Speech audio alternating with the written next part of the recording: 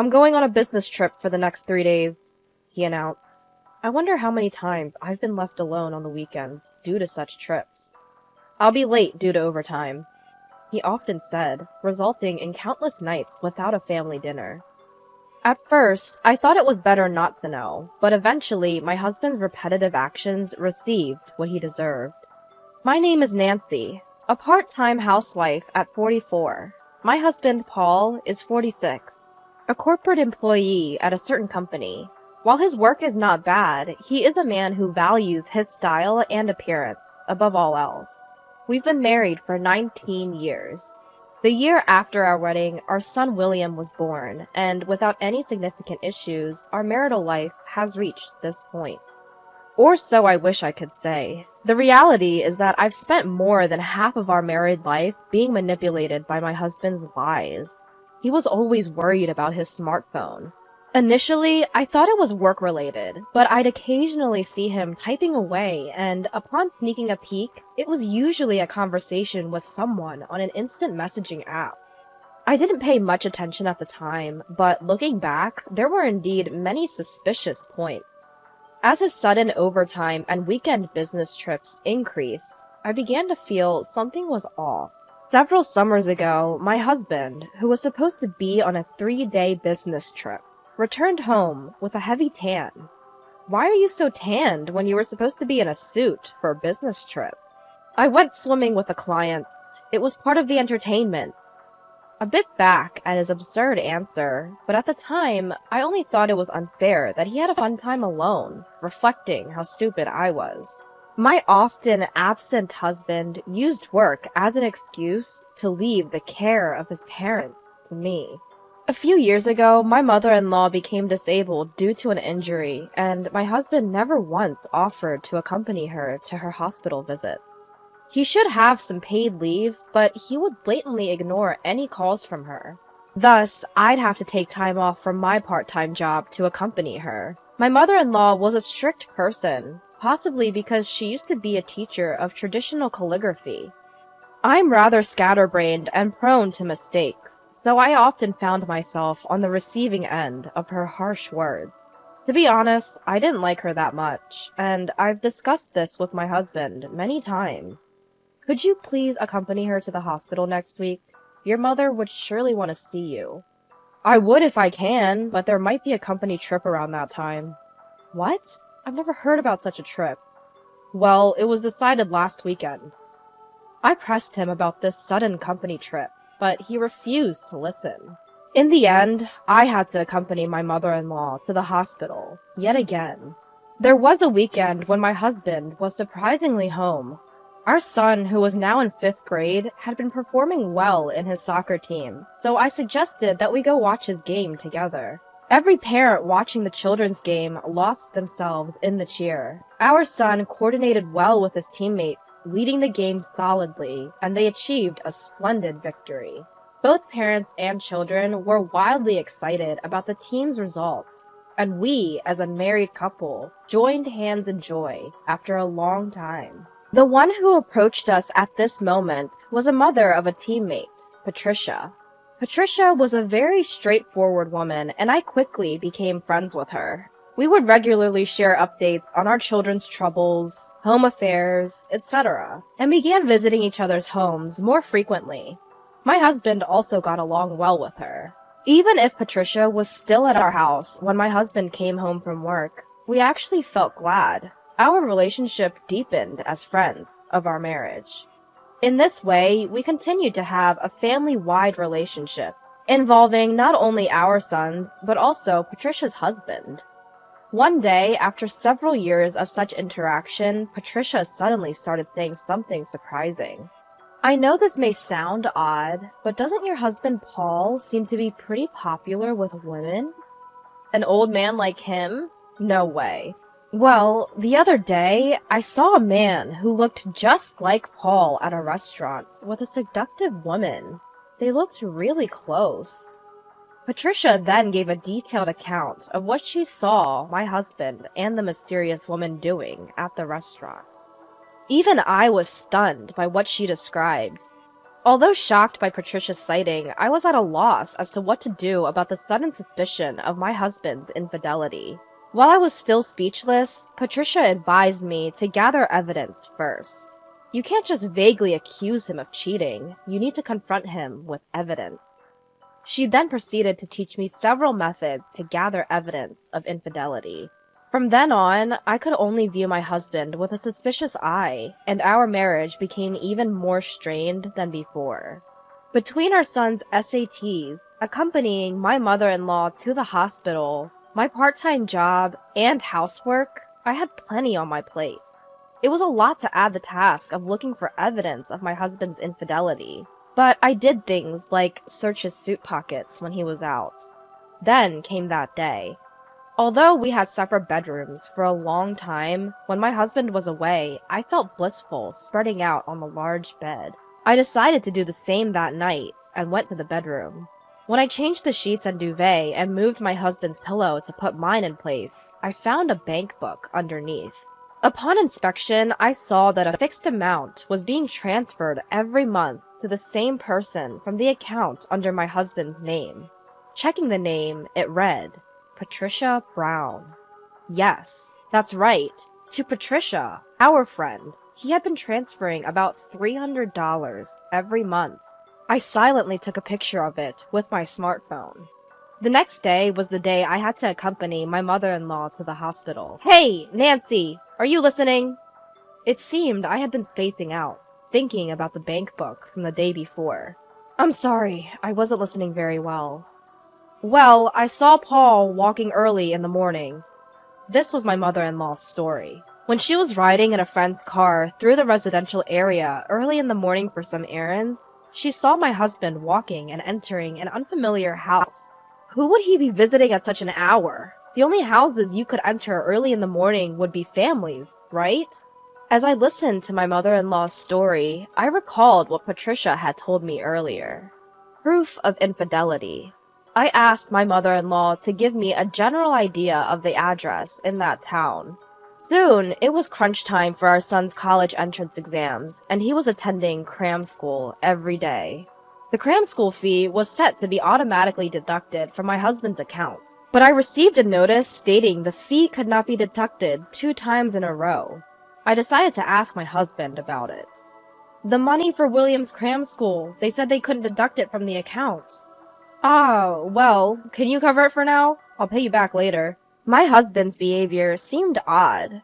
Still, I didn't want any conflicts before our son's exams, so I agreed to pay the fee for the time being. But then the same issue occurred the next month, and I had to confront my husband. I'm sorry, I have some debts that need to be settled. I promise to sort it out next month, he said. But by the next month, our son's college entrance exams would have started, and the cram school would be over. I was disappointed that my husband didn't even realize that. Then, our son's exams were successfully finished. He was accepted into the high-profile soccer school he had hoped for. It seems like he didn't make it, I heard. Patricia's son, Robert, had also aimed for the same high school as William, but unfortunately, he didn't pass. He was likely going to attend his backup private school. But according to my son, Robert had stopped appearing at school after the exam. He didn't even show up for the graduation ceremony, and I felt awkward contacting Patricia, so our communication ended there. As my son's high school life settled down, I found myself thinking about what Patricia had told me more frequently. There were several instances of my husband's suspicious behavior, and it was still continuing. At this point, I wanted to clear my mind of all the uncertainty, so I decided to seriously confront my husband. First of all, it was Patricia, whom I had stopped contacting for some time. I contacted her. Then she told me something shocking. Do you have plans for this weekend? Why the sudden question? This weekend, I'll probably be on a business trip from Friday. After confirming that, I called my husband's company on Friday. Hi, I was hoping to know the accommodation my husband is staying at on his business trip. I can't seem to reach him on his cell phone. That's strange. We don't have anyone out on business trips starting today. Feeling as if I knew what was going on, I misled the person from his company and ended the call. That night, I got into a car at a prearranged meeting place and headed towards a residential area. I was determined to obtain solid proof. After midnight, a man who looked like my husband and a slender woman got out of a taxi and went into the house. I quickly took a picture. Zooming in, it was clear that the man was my husband, and the woman's face was easily identifiable as well. Gathering one piece of evidence after another, I set the date for the confrontation. It was a few days after my husband returned from his business trip, looking exhausted. "I'll be late tonight again because of overtime." Upon hearing my husband's words, I responded with a grin. "Ah, our last supper then. Enjoy yourself." There was probably a profound sense of unease in my husband's face from my unexpected smile. He left, scratching his head. Little did he know, stepping into the worst occasion. That night, I hopped in the car again and headed to our designated meeting place. Arriving at the house where I had seen my husband enter with another woman, I rang the doorbell and turned the doorknob. "Good evening. Mind if I come in?" Startled by the unfamiliar voice, the woman who came out asked, Who are you?" "I thought my husband was here," I responded, pointing to a pair of men's shoes by the door. "Those belong to my husband." I was shocked to learn she was also married. Indeed, there were other men's shoes. Ignoring her, I barged in, saying, "Excuse me." A meal was set up on the table, as if they had just begun to eat. However, my husband was nowhere to be seen. Looking around, I noticed a window leading to the backyard was open. "Got him." Those were the words from Patricia outside the window. Yes, my husband had tried to escape through the backyard when he realized I was there. I confronted my husband and the married woman. "When did this start?" "It's been 1 to 2 years. Really, it's not that long." Listening to my husband justify that a 1 to 2 year affair wasn't long, I responded, 10 years, right? I know it. It's been going on for a long time. With that girl from your office, right? What are you talking about?" Upon hearing my words, both Sarah and Patricia twisted their faces in confusion. "I visited your office and spoke to a few people. You know how there are always some friendly, chatty folks who are happy to spill the beans?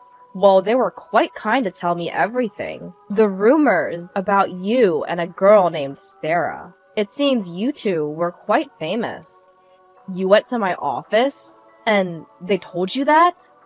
"Indeed. When I mentioned that it seems like you have been betraying me for the past 10 years, people were all too eager to share what they knew." My husband, trembling slightly, looked lost, as if he was trying to figure out what he should do next. Seeing him like that, I decided to throw him another curveball. "You're shaking, aren't you? How will you manage with what's coming next?" As I finished speaking, the front doorbell rang. Sarah, who jumped up in surprise, rushed to the door, and I followed her. The visitor was Robert, my son's soccer buddy, and Patricia's son. When I invited Robert into the house, Patricia, who was already there, looked surprised and wide-eyed. "You live nearby with your father now, right, Robert? As I understand it, your parents suddenly fell out for reasons you still don't really comprehend. And you've reconnected with our son. You've been talking to me about it too. Let's clear things up here and now." I said this and looked at Patricia. "The woman my husband also cheated with was you, Patricia." Patricia looked at me in surprise and glanced down, unable to meet her son's gaze. Sarah seemed astonished too. "So it began when you met us, right? Pretending to get along with me while both of you were betraying me behind my back." I quickly wiped away my tears and turned to my husband. "Why were you transferring $300 every month to Patricia? Was it because you were paying her that we couldn't afford William's tutoring fees? How could you take money meant for our son's education and give it to your mistress?"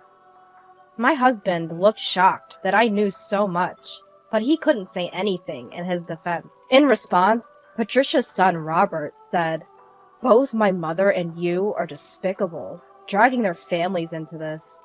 Robert said that with a disdainful glare at the two before leaving. "It's your fault. You knew you were seeing this woman, and it wasn't about wanting money. You tried to appease me with money, didn't you?" Patricia suddenly broke down, hitting my husband's chest as she cried and accused him. My husband had begun an affair with Patricia while he was still seeing Sarah. Exasperated with this, Patricia had started to hint at the infidelity to me, thinking me as suspicious. My husband was trying to placate Patricia, all the while conscious of the gazes of Sarah and me. Sarah seemed angry, her face red, but I felt myself cooling off. It all started to feel ridiculous. Are you all crazy? Am I the only one who has to take responsibility in the end? But fine, I don't need a man like this. You two do as you please. I said that, handed the prepared divorce papers to my husband, and continued. I'll send all your stuff to your parents' house. They'll be charged on delivery, so you'll be hearing from your mother soon. But I was wrong. I truly cared only for you. Help me. As I tried to leave, my husband, looking desperate, tried to peel off the two women closing in on him and begged me. Why not ask your mother for help? I replied calmly, and headed for the entrance. At the door, I bumped into an unfamiliar man. It looked like the Sarah's husband. I left the house with a smile, knowing that the unexpected return of the husband would stir up another row. Afterwards, we divorced.